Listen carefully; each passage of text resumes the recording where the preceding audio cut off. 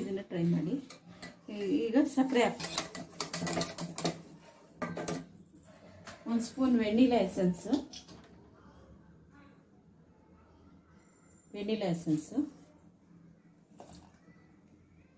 1/4 spoon ಹಾಕ್ಕೊಳ್ಳಿ ಸಾಕು.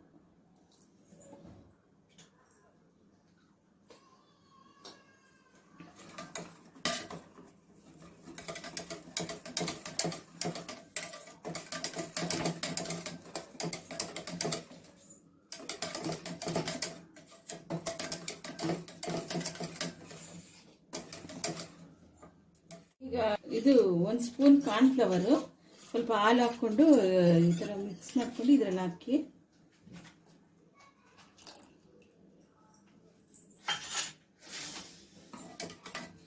ಈ ಥರ ಮಿಕ್ಸ್ ಮಾಡ್ತಾನೆ ಇರಿ, ಸ್ವಲ್ಪ ಥಿಕ್ನೆಸ್ ಬರೋವರೆಗೂ. ಈಗ ಸ್ವಲ್ಪ ಥಿಕ್ನೆಸ್ ಬರ್ತಾ ಇದೆ.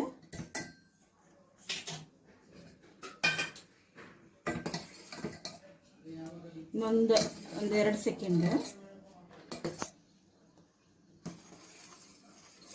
ನೋಡಿ, ಈ ಥಿಕ್ನೆಸ್ ಇದ್ರೆ ಸಾಕು. ಈಗ ಸ್ಟವ್ ಆಫ್ ಮಾಡಿ. ಈಗ ಬಿಸ್ಕೆಟ್ ನಾವು ಆವಾಗಲೇ ಪುಡಿ ಮಾಡ್ಕೊಂಡಿದ್ರಲ್ಲ, ಇದು ಗ್ಲಾಸ್ಗೆ ಹಾಕಿ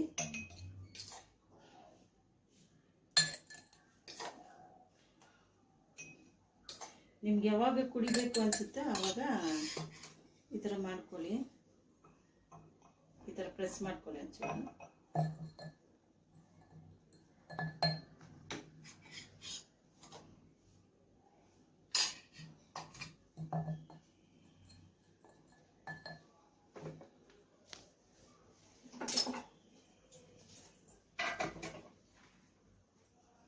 ಈಗ ನೋಡಿ,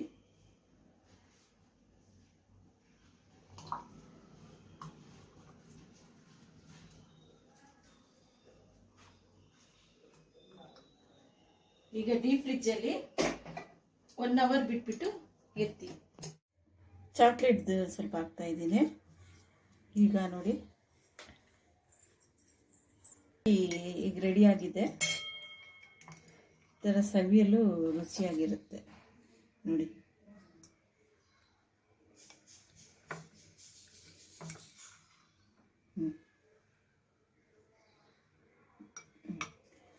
ಲೈಕ್ ಮಾಡಿ, ಶೇರ್ ಮಾಡಿ, ಸಬ್ಸ್ಕ್ರೈಬ್ ಮಾಡಿ. ನಾನೊಂದು ಟಿಪ್ಸ್ ಹೇಳಕ್ಕೆ ಇಷ್ಟಪಡ್ತೀನಿ.